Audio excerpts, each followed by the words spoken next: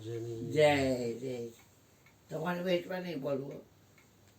હા બોલો તો એમાં ના, કાંઈ નહીં ત્યાં બોલો. અમને કાંઈક યાદ આવી જાય. નહીં બોલવું, નહીં બોલવું.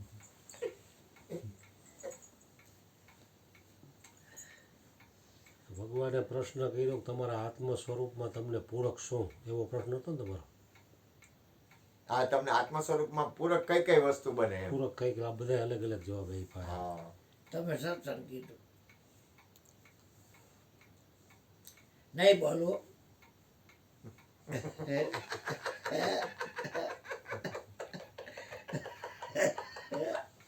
બોલો કે બોલો. આત્મ સ્વરૂપમાં ગુરુજીના ચરણે ગયા એટલે જ્ઞાન તો મળ્યું આત્માનું. અરે અરે. પછી તો આમાં હરેક વ્યક્તિની કેવા પ્રકારની લો છે એના ઉપર આધાર છે. અરે અરે. એની જેટલી જેટલી લો હશે ને એટલી વ્યક્તિ ઉપર ઉઠી શકશે એમ. અને એમાં સત્સંગ તો બહુ જરૂરી છે એમ. અરે અરે. નહીતર એની વિસ્મૃતિ કરાવી દે. હા ને તો ભૂલાઈ જાય. નહીતર શું થાય કે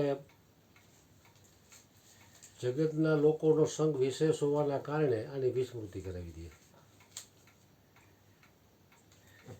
ઉપદેશ જ ભૂલાઈ જાય. હું દેહ છું અને શરીર, તમે શરીર છો ને સંસાર સત્ય છે એવું નક્કી કરવા વાળાનો સંગ જાજો છે. એટલે જ મહાપુરુષોનો સંગ અને સત્સંગનો મહિમા હરી વિશેષ કીધો છે. નહીં તો આત્માનું જ્ઞાન લઈ લીધું પછી તો એ વિશ્વના કોઈ પણ છેડે હોય તો અહીંયા એનું સ્વરૂપ તો છે જ. વાહ પ્રભુ. ભગવાન કહે ને આ કંઈ કધવરાવાની વાત થોડી છે, જરાક વાત જ છે એમ. પણ જરાક વાતને સમજવામાં અને હૃદયમાં ઉતારવામાં જન્માર આવી જાય માણસોના, છે જરાક જ. પણ જરાક વાત સમજવી અને એને હૃદયમાં ઉતારીને એ પ્રમાણેનું જીવન બનાવવું, એમાં તો હરેક વ્યક્તિએ ખુદે ચાલવું પડશે એમ. પછી જે જેની જેવી પ્રકૃતિ, કોઈને વિશ્વાસથી એમાં પૂરક મળતું હોય, કોઈને સત્સંગથી, કોઈને ધ્યાનથી, કોઈને કીર્તનથી, કોઈને ભજનથી. કારણ કે પ્રકૃતિ તો હરેક લોકોની અલગ અલગ છે. કારણ કે સદગુરુ તો એ એક જ વાત જેમ છે એમ આપે છે એમ. એને કોઈ ભેદભાવ નથી અમીર ગરીબનો.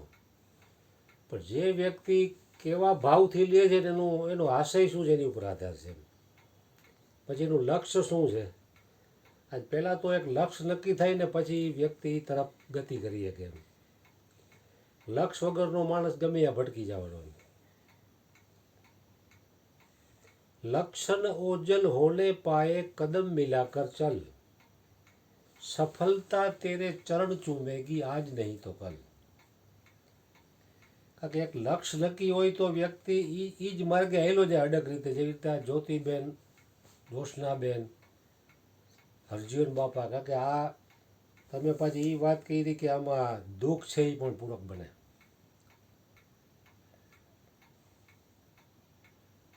હવે આ માર્ગે હાલો ને એટલે આમ જોઈ તો દુઃખ ન હોય તો ઊભા થાય. ભગવાન કહે ને સત્ય ચલે એવો સબકાવે નહીં. કારણ કે આ સત્યનો માર્ગ એવો છે કે લોલે લોલમાંથી ઉપર ઉઠો એટલે એના વિરોધ થવાના. એનો વિરોધ તો એના ઘરમાંથી જ થાય. નરસિંહ મહેતાને વિરોધ ઘરમાંથી જ થયો. હા. તો મોટે ભાગે દુઃખ છે એ પૂરક છે એમ. પણ અટાણે સગવડતીઓ ધર્મના કારણે વ્યક્તિ દુઃખથી બચવા માટે જ આ લાઈનમાં આવે છે. હા. કે ભજન સત્સંગ કરી કે ગુરુ કરી લે એટલે આપણી ઉપર દુઃખ ન આવે ને આપણું બધું હાલે. હાઈ ક્લાસ વ્યવસ્થિત ગોઠવાઈ જાય. શારીરિક, આર્થિક અને માનસિક એ ત્રણમાંથી કોઈને કોઈ એક પ્રોબ્લેમ સોલ્વ કરવા હાટું માણસોમાં આવે. ઉલટાનું આમાં થોડું ઘણું ભજન બળ વધે ની વ્યક્તિને જો દુઃખ આવે ને તો ઉલટાનો એ ગુરુનો દોષ દે કે આટલા વર ભજન કર્યું તો અમારી આ દશા. એટલે અંદર ઊંડે ઊંડે એ સુખી ઈચ્છતો હોય, સુખી થવાનું ઈચ્છતો હોય વ્યક્તિ.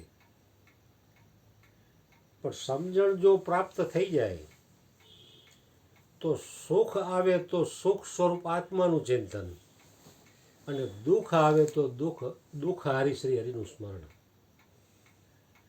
એવી જો સમજણ પ્રાપ્ત થઈ જાય તો દુઃખમાંય માણસ મોજમાં છે અને સુખમાંય મોજમાં છે.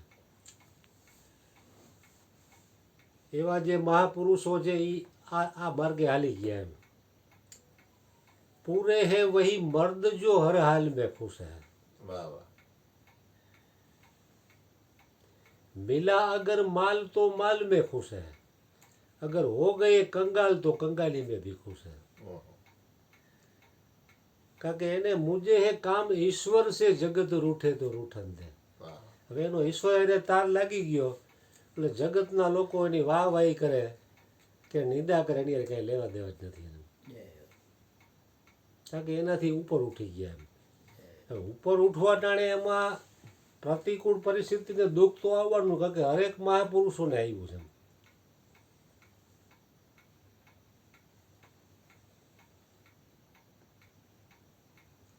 કબીર ઉપર એટલું દુઃખ આવેલું છે. ભગવાન બુદ્ધ ઉપર પણ ઘણા આક્ષેપો લાગેલા છે.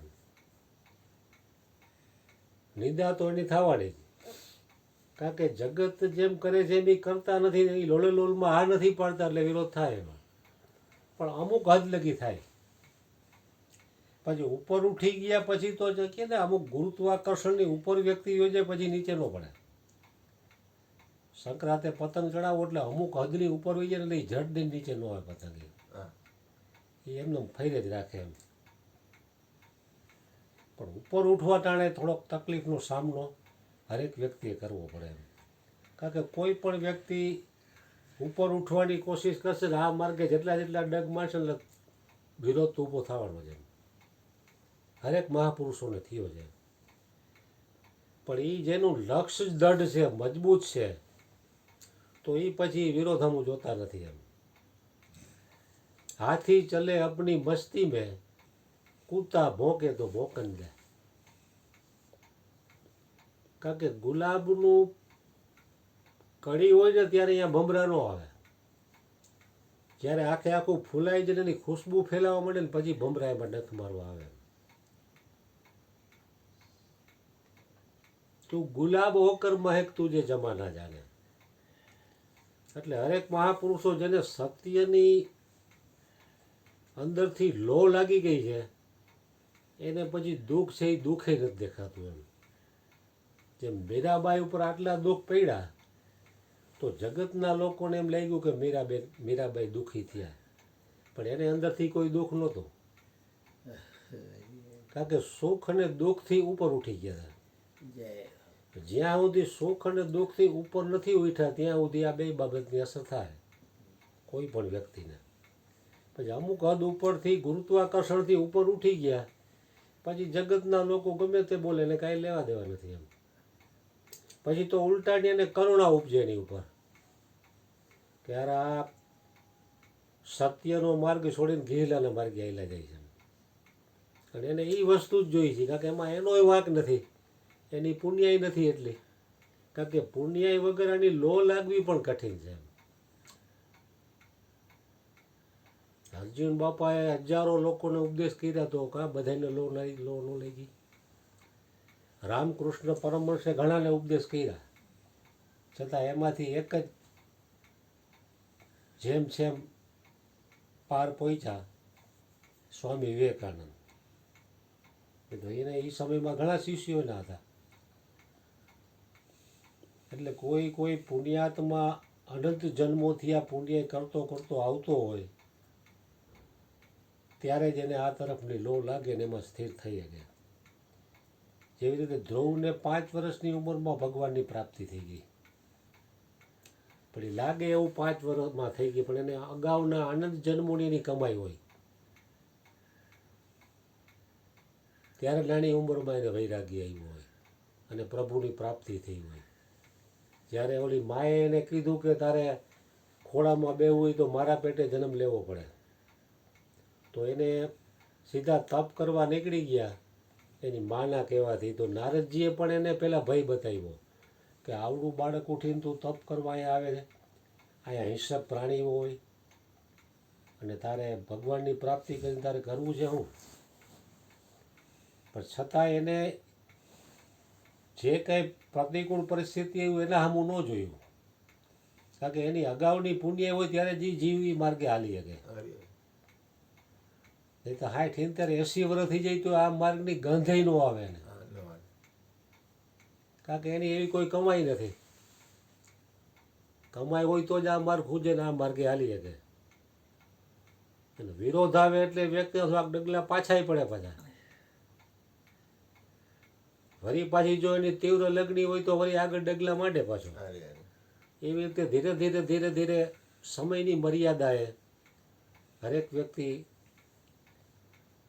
આમાં સફળ થઈ શકે છે. 1-2 દિવસમાં કાંઈ બાળક ભણવા ગયા ભેગું કાંઈ ટીચર કે અધ્યાપક બની નથી જતો, અને ઉપદેશ લીધા ભેગા કોઈ આચાર્ય બની નથી ગયા એમ, કારણ કે એને ઘણો સંઘર્ષ કર્યો છે, ભજન કર્યું, સત્સંગ કર્યું, અને કંઈક વેઠું છે એમ, ત્યારે આટલી પરાકાષ્ઠાએ પહોંચ્યા હોય છે એમ. જેમ લૌકિક બાબતમાં પણ ધનવાન બનવા માટે કેવડી મહેનત કરવી પડે છે, કે જે વસ્તુ મૃત્યુ પછી સાથ નથી આપતી એમાંય આવડી મહેનત છે. નાશવંત વસ્તુમાં તો શાશ્વતમાં મહેનત તો હોય, કારણ કે એમનો બાપાએ કહેતા ને કે જેટલી વીએ હો થવાની એટલી વીએ જ થાય. તો બધાયને સદગુરુ ન મળી જાય. ભગવાને ઘણા વર્ષ માતાજીની ઉપાસના વાર વર્તોલા નામ તેમ ઘણું કર્યું, 12 વર્ષ લગી એક ધારા રામનાથ ગયા તો પેલા કાં અર્જુન બાપા નો મળી ગયા. કારણ કે આ બધાય સાધનો તમારા પાપ કર્મો કાપવામાં સહાયરૂપ છે એમ. અમે પોતે 15 થી 20 ધંધામાં નુકસાની કરેલી, 3% વ્યાજના પૈસા લઈને ગુમાવેલા છે, છતાં હિંમત રાખીને આવેલા તો સફળ થયા એમ. પણ લૌકિકમાં આવું કેટલું કરવા કરતા છતાં તમે એમાં લાગ્યા સફળ થાવ છો એમ, લૌકિક બાબતમાં પણ. તો આ તો અલૌકિક બાબત છે એમ, તો આમાં મહેનત તો પડે જ. પછી વ્યક્તિ એમ માને કે એ તો બાપજીનું કામ, આપણું કામ નહીં, એ તો એ ભજન કરીએ કે સત્સંગ કરીએ કે અમે તો ગ્રહસ્થી રહ્યા, બાયડી છોકરાવાળા રહ્યા, અમારું કામ નહીં. તો એ વ્યક્તિ પોતે જ પોતાના પગ ઉપર કુવાડો મારે છે, કારણ કે પરમાત્મા પ્રાપ્તિનો અધિકારી આ જીવને માયનો ત્યારે તેને પરમાત્માએ મનુષ્ય જન્મ આપ્યો છે, કે 84 લાખ યોનિઓ કીધી છે. તો એ બધામાંથી એમાંથી કોઈ યોનિમાં જન્મ નો આપી દે, કે આ પરમાત્મા પ્રાપ્તિનો અધિકારી છે એટલે જ એને મનુષ્ય જન્મ આપ્યો છે. પણ છતાંય જીવ નથી હાલી શકતો તો એની કાંઈ ને કાંઈ પુણ્યાય નથી, કમાઈ નથી, અને ભજનથી, સત્સંગથી, ધ્યાનથી જ પોતાની કમાઈ વધશે. પછી એવું નથી કે તમે અહીંયા આવી શકો, તમે જ્યાં હોય તમારા સમયે ભજન કરો, ઉપદેશ આપ્યો એને તમે યાદ કરો, સત્સંગથી તમારા ઉપદેશની તમને યાદી થાય છે. પણ આ વાતાવરણ એવું નથી, ઓલા સંઘનો વિશેષ પ્રભાવ હોવાના કારણે એનું ચિંતન થઈ શકતું નથી. એટલે મહાપુરુષોનો સંઘ અને સત્સંગ એનું મૂલ્ય વિશેષ આંકવામાં આવ્યું છે. નહીં તો વ્યક્તિ જ્યાં હોય ત્યાં તમને વ્યાપક બતાવી દીધા. બાપુએ કીધું અસીમ છો, ત્રિવેણીમાં તમે છો, હરેક જગ્યાએ તમે અસીમ છો. તો આપણે જ્યાં હોય ત્યાં આપણે તો છીએ જ. શરીરનું ફરવું એ આપણું ફરવું નથી, છતાં એમાં દઢતા નથી આવતી, કારણ કે હજી દઢ નથી થયું જોઈએ એવું. એટલા માટે સત્સંગના અભ્યાસની જરૂર છે, અને પોતાની યાદીની જરૂર છે, કારણ કે ઉપદેશની પણ યાદી જરૂરી છે. જેવી રીતે હોની બજારમાં કોઈ વ્યક્તિ જાય અને લાખ રૂપિયાનું તોલું હોનું હોય તો આપણે 1 લાખ રૂપિયા આપીએ એટલે એ ખાનામાં નાખે ને આપણને 1 તોલાનું ચેન આપી દે. પછી આપણે ઓલાને લાખ રૂપિયા આપ્યા એનું ચિંતન નથી કરતા કે એવડું લાખ રૂપિયાનું શું કરશે, દારૂ પીએ, જુગાર રમશે કે બીજું હોનું લે, એ આપણે ચિંતન, આપણને વિચારે નથી આવતો કે લાખ રૂપિયાનું શું કરશે. એ હોની પછી વિચાર નથી કરતો કે આવડો આ 1 લાખનો ચેન લઈ ગયો તો આવડો શું કરશે ઈ. કારણ કે આપણે લાખ આપી દીધા અને ચેન આપી દીધો. એવી જ રીતે આપણે સદગુરુના ચરણે હું આપ્યું છે એ આપણને બધાને ખબર છે ગુરુના ચરણે જગ્યા એને. કારણ કે આપણે માલ આપીને માલ સામે માલ લીધો છે. તો જ્યારે જ્યારે સમય મળે ત્યારે એની યાદી કરો તો એ તમારા આત્મ સ્વરૂપમાં પૂરક જ છે. તન મન ધનનો જ્યારે ત્યાગ કર્યો ત્યારે આપણને તન મન ધન દેવાવાળા એવા તમે કોણ છો એનું તમને ઓળખાણ કરાવી. તો જ્યારે જ્યારે સમય મળે ત્યારે એની યાદી કરાય એ તમારા આત્મ સ્વરૂપમાં પૂરક બનશે. પણ ઉપદેશની જો યાદી નહીં હોય ને દેહાદ્યાસ દઢ થાય તો આત્મ સ્વરૂપ ક્યાંય ગોઈતું નહીં રડે, દેહાદ્યાસ વધી જવાનો. અને સત્સંગ વગર દેહાદ્યાસ મટે એમ નથી. નહીં તો વ્યક્તિ ક્યાં સત્સંગમાં કોઈને આવવાની જરૂર ક્યાં પડે. એકવાર ગુરુ પાસેથી જ્ઞાન લઈ ગયો તો કામ પતિ ન જવું જોઈએ. કારણ કે મહાપુરુષોની હરેકની નિંદાઓ થઈ છે અને દુઃખના પહાડ આડા આવ્યા જ છે એમ. એવી જ રીતે અત્યારે પણ જે કોઈ વ્યક્તિ માર્ગે આવશે ને થોડી ઘણી અડચણ તો આવવાની છે. કારણ કે રામના અવતારમાં પણ રામના ગુરુ વશિષ્ઠ મુનિ જેવાની પણ નિંદા કરવાવાળા માણસો હતા. તો અત્યારે તો કળિયુગ છે. સતયુગમાં જો એવું હોય તો અત્યારે તો કળીકાળ છે. मुनि शार्दुल श्री वशिष्ठ जी महाराज कहते हैं कि राम जी, मैं जब बाजार से गुजरता हूँ तो लोग मेरे लिए न जाने क्या क्या अफवाहें उड़ाते हैं, लेकिन मेरा दयालु स्वभाव है इसलिए मैं उसको क्षमा कर देता हूँ. क्योंकि महापुरुषों घरेणुं ज क्षमा है. क्षमा वीरस्य भूषणम. એ કોઈ બાજવા બેહતા નથી. એ જોવે કે આને બીજાને ખબર નથી ભલે ને બોલતો. કારણ કે ભોંકવાવાળો કૂતરો જ હંમેશા થાકે, શાંત હોય એ ન થાકે. નિંદા કરવાવાળો કરી કરીને કેટલી કરશે છે એટલે એ જ થાકવાનો છે. તો પચાવવા માટેની જેટલી આપણી ઓજરી મજબૂત થઈ છે ને એટલું પચશે એમ. એટલે પચે એટલું જ પેટનું, એવું જેવું અન્નનું એવું જ જ્ઞાનનું. એટલે જ્ઞાન તો આપણે ઘણું સાંભળી છીએ, ઘણું બોલી છીએ, ઘણું વાંચી છીએ, પણ પૈચું કેટલું એ જ મહત્ત્વની વસ્તુ છે એમ. પૈચું એટલે કે સાંભળેલી વાતને આચરણમાં લેવી. સદગુરુ મહારાજની જય. એક વાત કર દઉં, એક હા વાત કરજો ઊભા થાવ. ના એ કાંઈ જોતું નથી હાલે. ના હું